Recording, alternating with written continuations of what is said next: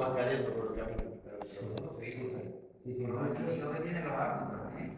No, porque te llevan muchas decepciones en la vida, y sobre todo con tus amistades, Entonces, en este camino, muchos han ido cayendo, pero bueno, nosotros seguimos ahí. Pero se cae Patricio y después se levanta como se dice Se el caen los refrán. amigos. Digo, se caen los amigos. Te comprende, ¿no? No me refiero a ese tipo de caída. Me refiero a que se caen porque no son amigos de verdad, pero nosotros seguimos, eso digo, verdaderamente. Bueno, el tema lo he preparado con ahínco, con mucho corazón, con mucho dolor, hay que decirlo, porque es un tema al que no me gusta referirme siempre, o muchas veces al menos, porque hay muchas heridas que están enterradas y, como suelo decir, que están a la vez a la flor de piel. Entonces es un tema que no me gusta tocar mucho, pero al llamarme Patricio, pues tuve 2 segundos para contestarle afirmativamente. Como verán, el tema va acompañado de una serie de fotos que he tomado yo mismo, exactamente 196 fotos las que he escogido, y todas estas fotos señalan algún detalle morisco andalusí que aún pervive en la ciudad de Teruel. Desde luego, las mismas fotografías necesitarían una explicación extensa, porque son pequeños detalles que se ven en Teruel, pero que muy poca gente los valora o les da su sentido real. De todos modos, es una especie de acompañamiento al texto que les voy a leer. Es difícil desenredar y descifrar el entramado de la vida de los descendientes moriscos que vivimos actualmente en Marruecos. No voy a poner en marcha esto. Musulmanes andalusíes, españoles por decreto natural y exiliados por destino terrenal. Un destino paradójico que pervive en nuestra incertidumbre con toda viveza. Por eso me resulta complicado siempre bosquejar en ese terreno. Hay mucho dolor encerrado y mucha tristeza encerrada que influyen a la hora de escribir al respecto. Para conseguir algún acercamiento a este estudio, resulta imprescindible repasar algunos trances históricos que se vivieron en ambas orillas del estrecho por los dos contendientes, vencedores y vencidos, todos perdedores y sin compensación de ningún tipo al fin y al cabo. Es obvio afirmar que la verdadera y objetiva historia de los moriscos no está aún escrita en espera del mejor aprovechamiento de los manuscritos guardados en grandes bibliotecas públicas y privadas, incluso los que están guardados cuidadosa y sigilosamente por familias del descendiente de moriscos. Hay mucho legado enterrado y a flor de piel a la vez, cicatrices aún sin solidificarse y sin borrarse. La interrogante del por qué se negó la sugerencia de tolerancia y coexistencia de Hernando de Talavera, y en cambio, por qué sí se adoptó la norma del cardenal Francisco de Cisneros hacia los no cristianos, pesa a su severa crudeza. También se conservó durante los depresivos, empezando por el reinado de los reyes católicos, seguido por la Casa de los Austria y sucesores, que tuvo como contrapartida esa hostilidad constante desde las costas norte y sur del Mediterráneo andaluz, tanto desde Tetuán, refundada por los primeros granadinos huidos masivamente, como desde Rabat y Salé, fundada por moriscos de ornatos, con posterioridad en lo que concierne a los moriscos, como desde la política en relación con la parte cristiana. Aquella Santa Inquisición iba a ser la primera ley de extranjería decretada en la historia de la humanidad. Los moriscos se dispersaron desesperadamente por la ribera mediterránea, tanto en Europa como en el norte de África y en algunas zonas asiáticas como Siria, Líbano e Irak. Pero fue en Marruecos donde más se establecieron debido a la cercanía geográfica y a los lazos que unían a los pueblos de ambas riberas, como el comercio, el parentesco familiar, la tolerancia étnica y religiosa, las actividades y similitudes en la vida cotidiana. estrecho de Gibraltar ha tenido siempre por misión y destino enlazar culturas y civilizaciones, difuminar y disolver diferencias entre humanos en definitiva. Pero realmente, ¿cómo fue la llegada de los moriscos a Marruecos? ¿Y cómo llegaron a constituir en el siglo XVII, dentro del mismo imperio cristiano de Marruecos, con sede en Fez, otros dos sistemas de gobierno, el de Tetuán y el de los extremeños de los Nachos en Rabat de Salé? Y hay que preguntarse también, ¿hasta qué grado se benefició Marruecos de la masiva llegada de los moriscos en lo que concierne a lo social, científico, literario, musical, artesanal, agrario, militar y económico? Con certeza, muchos, para no decir la mayoría de esos moriscos, atravesaron el estrecho pasando por estas mismas tierras benditas donde nos encontramos ahora. Desde esta costa pasaban a la orilla de enfrente con la incertidumbre por equipaje y el dolor como único compañero de viaje. Desde aquí abrazaban la furia de las olas de la mar, del mar de las tinieblas, algunos, y del mar nostrum, otros. Otros moriscos embarcaron desde las costas almerienses o valencianas, sobre todo aquellos que fueron a Argelia o a la zona conocida actualmente por el Rif marroquí. Iban buscando la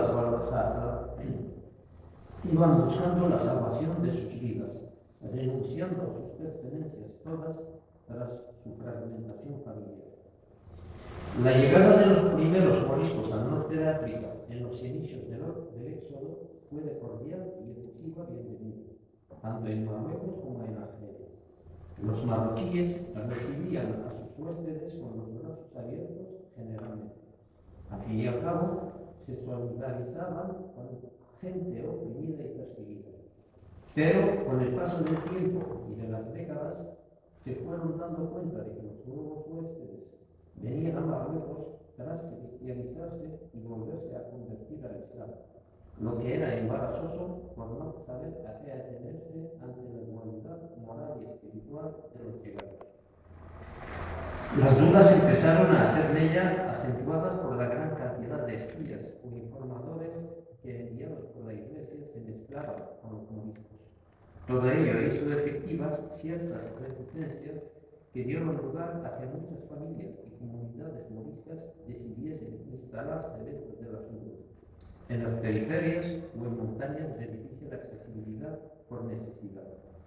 Aún existen en esas pequeñas aglomeraciones, llamándose Dar, que es unidad, o Aguar, del plural, del singular, Aguar, y sus habitantes conservan sus costumbres y sus peculiaridades muy notorias, pese a las limitaciones y la dureza del entorno. A nivel personal, recientemente me preguntó una amiga por mis orígenes, a lo que contesté casi textualmente. Desciendo de una familia morisca de Almería que se estableció en Marrakech hasta 1812, en que un bisabuelo mío se estableció en Beirut. Pero a algunos de los presentes no les agradó la manera de decirlo y me la criticaron, por lo que entramos en discusiones de las que se vienen repitiendo desde siglos entre quienes somos moriscos y quienes no lo son. Tal vez los moriscos que más padecieron la no aceptación en Marruecos fueron los expulsados por Felipe III entre 1609 y 1613, superando los 40.000 expulsados, de los cuales se asegura que más de 10.000 se establecieron en la ciudad de Tetuán, ciudad andalusí por antonomasia, pese a que las ciudades de Chauen, Rabat y Fez también recibieron grandes cantidades de moriscos en diferentes épocas. Dicho sea de paso, la ciudad de Chauen conoció el reinado de una mujer andalusí de Granada, Seyd al-Horra se llamaba, primera y única mujer que reinó en la historia de Marruecos. Después de siglos de destierro, nos encontramos que entre los legados primordiales que hemos heredado de generación a otra está el apego a la tierra de nuestros antepasados. Como se suele decir, los moriscos somos fruto de un árbol con raíces perennes en Andalucía y cuyas ramas se expanden sobre otras tierras lejanas y extrañas donde fructifica. Hemos ido conservando el amor a la tierra de Almería en mi caso particular. Los usos y las costumbres andaluzíes siguen en vigor en nuestra vida social y marcan la diferencia entre los descendientes de los moriscos y demás etnias que cohabitan Marruecos. Nos consideramos diferentes, refinados, incluso un poco especiales por el estatus social que nos distingue, sin olvidar que somos apátridas desde siglos atrás, desde la diáspora injustificada, producto del levantamiento del Albaicín de 1499 en un inicio y del decreto de conversión al cristianismo en 1502, sin dejar de recordar el ruego de la Iglesia de 1526 Carlos V de expulsar a todos los musulmanes sin excepción de sus dominios, o la solicitud de la Iglesia a las Cortes españolas en los mismos términos de persecución y expulsión. El sacerdocio sabía de los valores morales y espirituales de los moriscos por sus propias deducciones y por las de los nobles de la época que tenían a su servicio a moriscos como esclavos y servidores, quienes aseguraban que con tener a esos esclavos a su servicio tenían al oro y al moro de un solo golpe, se vanagloriaban de ello.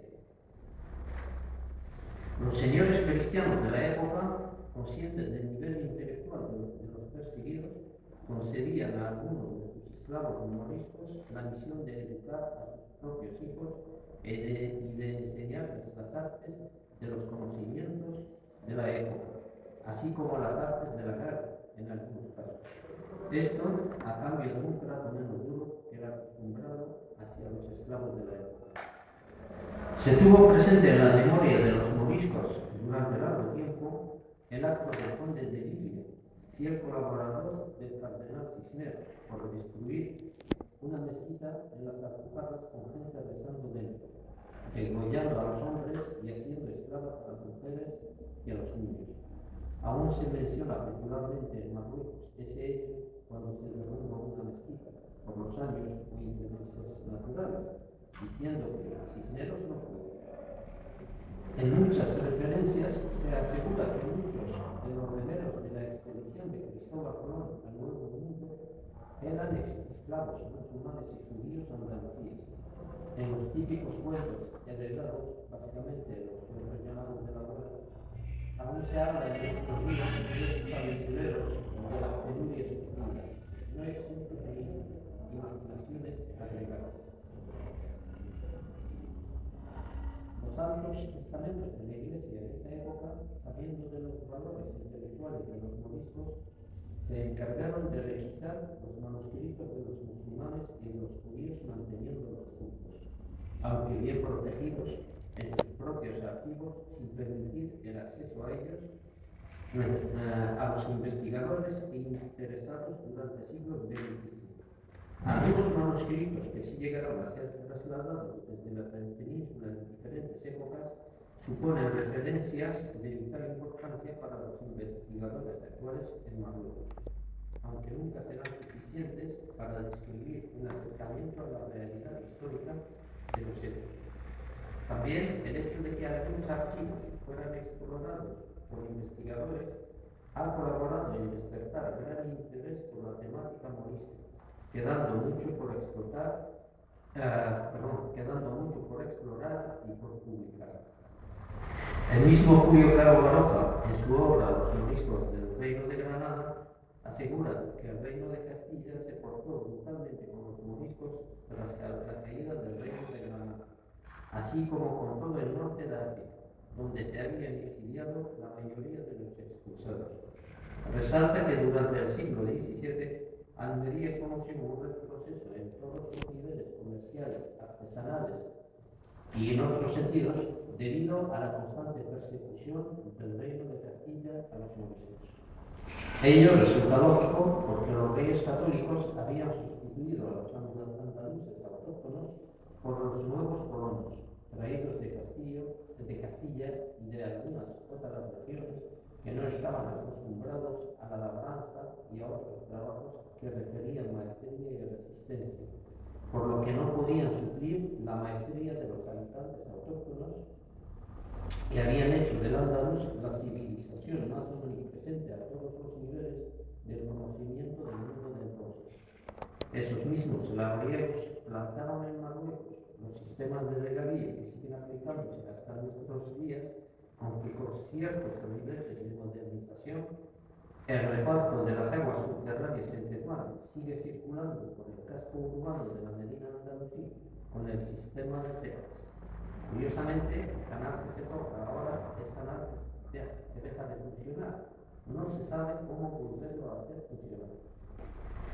Muchos historiadores aseguran que los moriscos musulmanes ejercían los ritos del Islam a escondidas en el Andaluz por temor a ser descubiertos como falsos cristianos, que inculcaban a sus descendientes las normas y los usos de su religión a escondidas.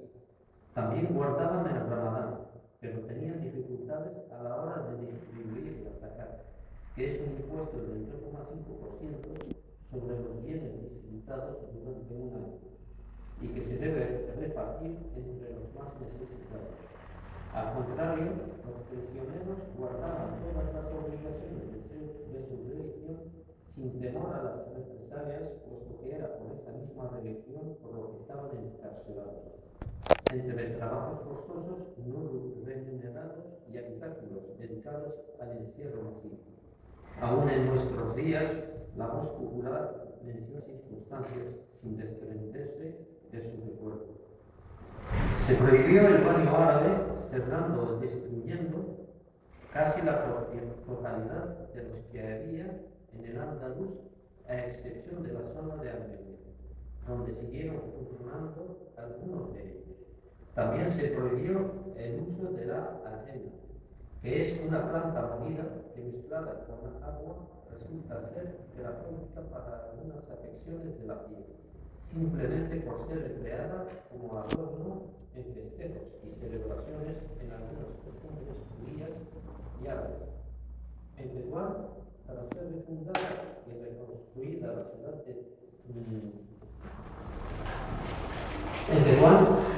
tras ser refundada y reconstruida la ciudad por el granadino Ali Mamri, se precipitó a construir un baño árabe, hammam, cuya fotografía hemos visto antes pasar, que aún sigue funcionando, una mezquita y una capilla para los cristianos, prisioneros de entonces que fueron apresados en el mar.